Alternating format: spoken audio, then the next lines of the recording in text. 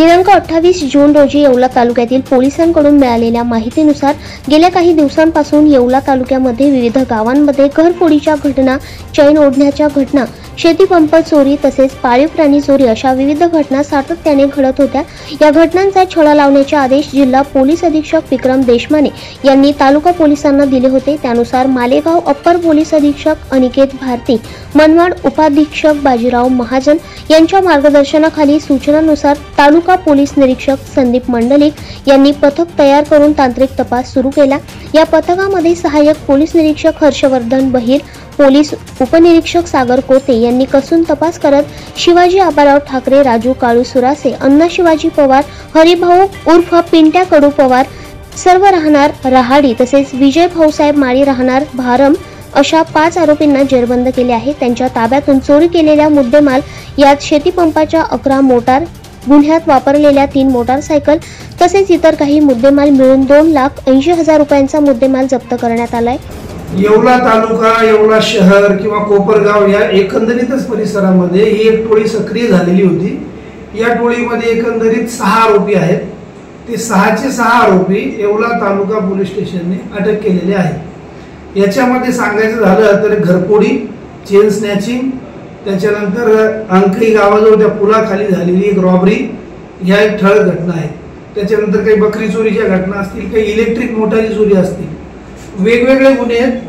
परंतु पोलिसांनी ही एक टोळी अत्यंत शिताफीने अटक करून त्यांच्याकडून आता पावे तो 2,80,000चा माल रिकव्हर केलेला आहे। उर्वरित माल सुद्धा रिकव्हर करतील आणि असे बरेच गुन्हे उघड होतील।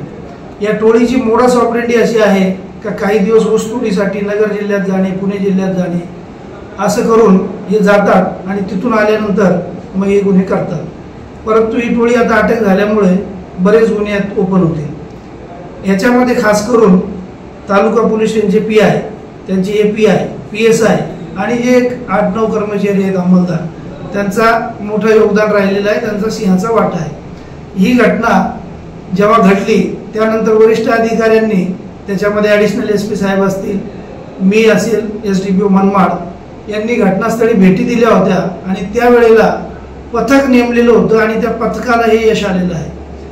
नाशिक ग्रामीण जिल्ह्याचे पोलीस अधीक्षक श्री विक्रम देशमाने सर यांनी मार्गदर्शन करून याचा पाठपुरावा सतत केल्यामुळे हे यश आलेलं आहे असे मी मानतो। या टोळीवर आता बाकी ठिकाणी कुठं कुठं गुन्हे दाखल आहे संपूर्ण महाराष्ट्रामध्ये याची छानबीन केली जाईल आणि हे आरोपी वेगवेगळ्या गुन्ह्यामध्ये सामील असतील तर त्या पोलीस स्टेशनला ती वर्ग करण्यात येईल। या कारवाईने येवला तालुका पोलिसांचे सर्वत्र अभिनंदन होत असून या कारवाईसाठी पोलीस उपनिरीक्षक Pralhad Pawar, police Naik Rajendra Kedare, Rajendra Patil, Sachin Vairagar, Dnyaneshwar Pallal, Rajendra Binnar, police constable Aba Pisal, Mukesh Nikam, Dinkar Pardhi, Pankaj Shinde, Gautam More तसेच सागर बनकर, गणेश बागुल, गणेश सोनवणे, नितीन पानसरे, श्याम थेटे, योगेश वायभासे आदींनी ही कारवाई केली आहे।